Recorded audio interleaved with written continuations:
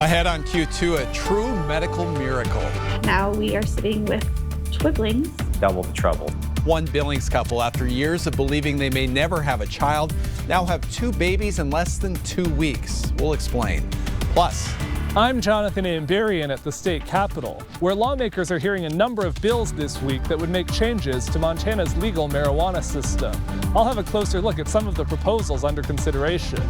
and problems over parking. The Billings Airport delivers a warning if you want to avoid those travel nightmares. We'll have the details. Your MTN 430 News starts now. And good afternoon, and thanks for joining us on this Thursday. I'm Keagan Harsha. Well, a miracle in Montana. After years of heartache, a Billings couple is now preparing to bring home not 1, but 2 babies. One carried by a surrogate, one delivered naturally. Tonight, our Matt Carmack brings us this amazing story of perseverance and hope. Haley and Jeff Morales always wanted to be parents, but nature didn't allow that to happen. It was when they decided upon a surrogate that a miracle happened that put them in an incredibly unique situation. Double the trouble. It's not your typical twin story. Now we are sitting with twiglings with due dates 2 days apart. Haley and Jeff Morales married in 2017, hoping one day to be parents. I did always want to have a family and raise my own kids. Kids is always something we've talked about and wanted for sure. But that journey has been easier said than done. I'd like to kind of move on from all the trauma that we've had and create some new memories. In the last 7 years, Haley has had 2 ectopic pregnancies, went through IVF and IUI, and just when things were looking up, she lost her 2-day-old baby, Journey. After we lost him, I was like, okay, I'm done being pregnant. I'm not really enjoying this experience. After that, the 2 decided to go to Haley's cousin, Taylor Kuntz, for surrogacy, only to become naturally pregnant again just a few days later. It was weird at first. I didn't know how I felt. I was happy for them, but I also was kind of taken aback. I didn't know how it was going to work out. It was a shock, to be honest with you, because, with what had happened and everyone telling us the likelihood of it actually happening was kind of a shock. A boy and a girl, Remy and Rome, with delivery dates not even 2 weeks apart. Because our families are so close, I feel like I will definitely be part of their life in some way or another. Fast forward to this Tuesday, Remy Morales entered the world. The deal was if we could find an R name that was for a little girl, that I could have the name Rome for the boy. Now they're just waiting on Rome to fill out their new empire. In Billings, Matt Carmack, MTN News. The Wyoming legislature has approved a bill that will create a new driver's license and state ID for those who are in the country legally but not U.S. citizens. The current marking on those cards reads NR for non-resident and is listed on the front of the cards. The new ones, if approved by Governor Mark Gordon, will state not a U.S. citizen, and that will be printed on the back of the IDs. Lawmakers say the purpose of the bill is to make it clear for election judges or law enforcement officers when they encounter one of these individuals.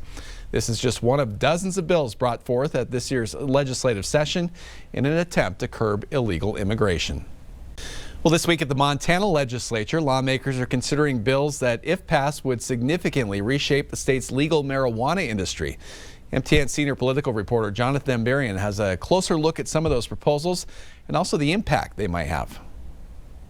At the Capitol this week, committees heard legislation that supporters say would help curb negative impacts of marijuana use, but the marijuana industry says would be crippling for their businesses. The Senate Business and Labor Committee held a hearing on Senate Bill 443 from Senator Greg Hertz. It would cap the percentage of THC, the active compound in marijuana products, at 15%. Supporters of the bill said the high-potency products with higher THC levels appear to have more negative health risks, and that putting in a stricter limit would protect Montana youth. This is a very important bill for the people of Montana, and I think we can send a good message, too, across the United States that everyone needs to start looking at this and paying attention to what's going on. But opponents said the vast majority of their products have higher potency, that the risks of those products are overstated, and that this limit would drive marijuana users to the black market and to other states. This is something that can't be done overnight,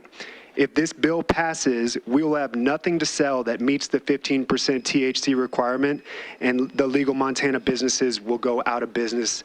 7,000 people will lose their jobs. The committee also heard Senate Bill 307 from Senate Majority Leader Tom McGilvray, which wouldn't change the rules for marijuana sales, but would change how the tax revenue is distributed, redirecting money from conservation programs to fund substance abuse programs and marijuana enforcement. With the potency cap and what we're seeing to be successful in other states like Vermont, is that when you put the potency cap in place, you need to couple that with prevention and enforcement. And that is what this bill is doing. Opponents said it would be a mistake to remove consistent funding sources from these conservation programs. So rather than saying we are this, prevention and these things are important, they're so important we'll take the money out of the rest of this.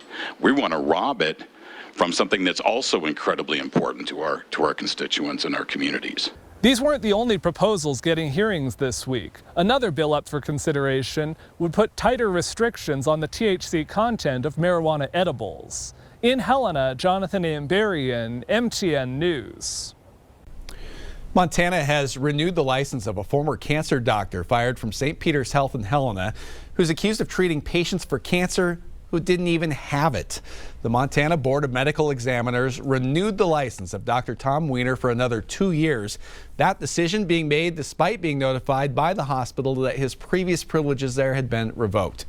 It also comes after the Montana Supreme Court upheld a lower court ruling siding with St. Peter's in a complaint filed by Weiner that unanimously agreed that St. Peter's Health had immunity against damages to Weiner's dismissal. He was fired back in 2020 following an investigation of concerns over patient care and treatment, including a situation where a patient received 11 years of chemotherapy, though a cancer diagnosis had not been even confirmed. That patient later died from poisoning related to the chemo. A federal complaint has also accused Dr. Weiner of making millions of dollars worth of false claims to federal health care programs. That case is still being heard.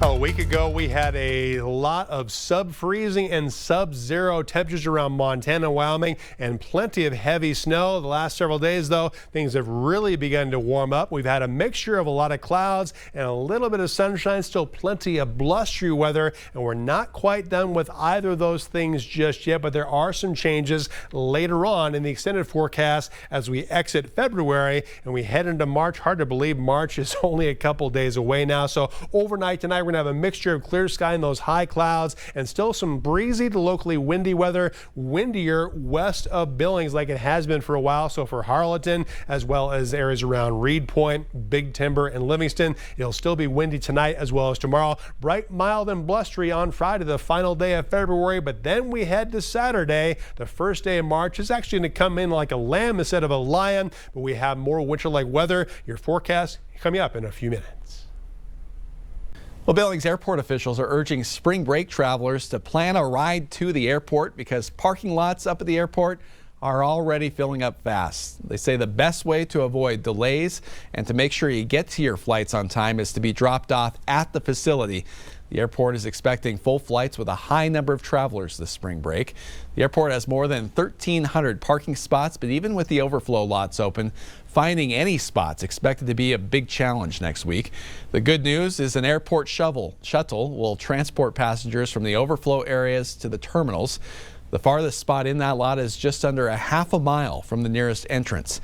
Now, if you remember, the airport experienced parking issues back in December when they saw a record number of passengers. That's what you see here.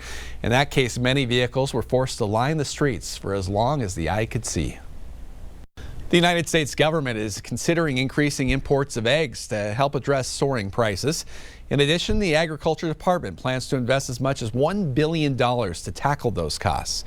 Scripps News Group's Joe St. George explains why the idea of importing eggs isn't typical for the U.S. If you've been anywhere near a grocery store lately, you've noticed the high cost of eggs. This month, the national average is $4.95 per dozen. That's a record high. And now the Trump administration has revealed a plan to bring down the cost. We have to get the prices down, not the inflation down, the prices of eggs and various other things. Eggs are a disaster. President Trump spoke about egg prices during his cabinet meeting this week, and the Department of Agriculture has since revealed a new plan to combat the high prices, which is directly related to an outbreak of bird flu around the country. The plan calls for up to $1 billion to be spent, including $500 million for biosecurity to help keep the virus off of American farms. $400 million will be used to reimburse farmers with impacted flocks. The Department of Agriculture will also look at ways to cut regulations so that more eggs can be imported to the United States. The United States is viewed globally as an egg superpower, so imported eggs are not common. The Scripps News Group spoke with Agriculture Secretary Brooke Rollins at the White House this week about when Americans may start seeing a change in prices. Not just avian flu, but really a host of factors. So it's just going to take us a little bit of time. I would say a couple months, and hopefully we start seeing the shelves repopulated. Hopefully the shelves are repopulated sooner, but the cost comes down very quickly. In addition to spending more money to combat the bird flu and importing more eggs from other countries, the U.S. Department of Agriculture is also looking at ways to cut regulations to make it easier for American families to raise backyard chickens. Joe St. George, Scripps News Group, Washington. Well, Elon Musk has lost $52 billion in net worth since the start of the year. One of the reasons, Tesla sales are down more than 20% over just the past month alone. The electric automaker's market value has fallen below $1 trillion for the first time since December of last year. The Bloomberg Billionaires Index reports despite his net worth loss, Musk remains the richest person, though, in the world, currently worth about $380 billion.